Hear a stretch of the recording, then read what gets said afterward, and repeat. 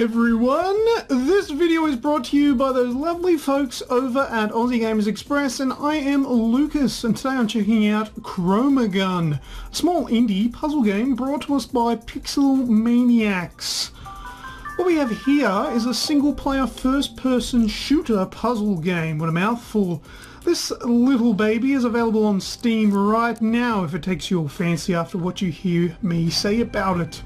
But moving on, Chromagun clearly takes its inspiration from the massive hit series Portal, but it makes the game its own. If you've even played the game Cube, you might also find that that's a very similar game to this one too.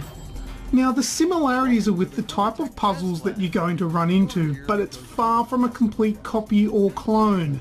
Chromagun presents puzzles based on colour mixing, so basically if you passed kindergarten then you're likely to already be geared up to play this game. Now, remember the three primary colours being red, blue and yellow, and how mixing them together can pretty much make any colour if you know what goes with which. Red and blue make purple, blue and yellow makes green, and red and yellow make orange, so on and so forth. I think that's right anyway. That's the core mechanic at play here. So the game is set up with the situation where you, some loser without a dime to your name, takes on the role of a tester for the company called Chromatech. This, of course, is the company that brings you the Chromagun, patent pending. The only thing wrong is that the Chromagun needs to be tested, and that is where you come in. Next, you are sent into a plethora of test chambers, very much like the Portal setup, where you will be faced with puzzles where you need to move coloured droids out of the way to proceed, or you may need to maneuver them into specific places to open doors. Now, the puzzles start off pretty easy, which is nice, but somehow the developers have managed to make one of the smoothest transitions in difficulty that I have ever experienced in a game.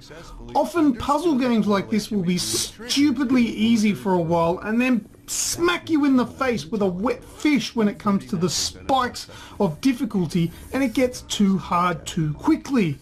That kind of thing generally turns me off playing further in a game. Chromagun, however, smoothly teaches you the basics and introduces slightly more challenging puzzles as you progress.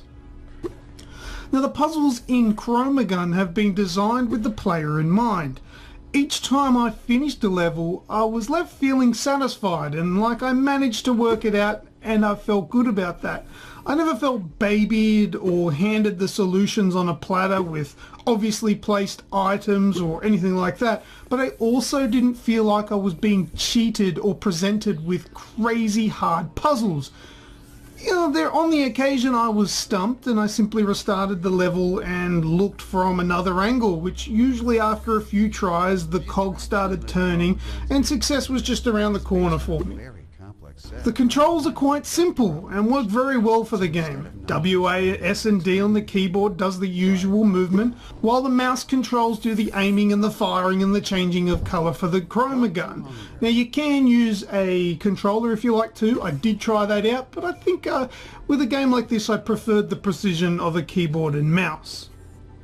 The game runs smoothly at 60 frames a second with nice 1080p graphics, and will do on most computers due to its clean but simple texture designs. Like Portal, Chromagun is presented within a sterile environment within an unknown facility filled with mystery. There's tongue-in-cheek there that's delivered through a disembodied voice that is welcomed but never overused, which is good, and it takes away from the notion that it's trying to be GLaDOS or Wheatley or something like that from Portal. It's very much its own game. To complete this next chamber, please step onto the deadly electrified maintenance tile. In light of recent events, we really feel the need to reiterate and emphasize the deadly electrified maintenance tiles on the floor below you. Those are called deadly electrified maintenance tiles for a reason. Deadly, deadly. Get it in your head. There's just enough personality in the game that it keeps it from being just a boring puzzle game. But in saying that, the puzzle elements to the game would be enough to hook me. I originally intended to play this game for about 20 minutes, but I found myself playing for well over 90 minutes before I realised the time.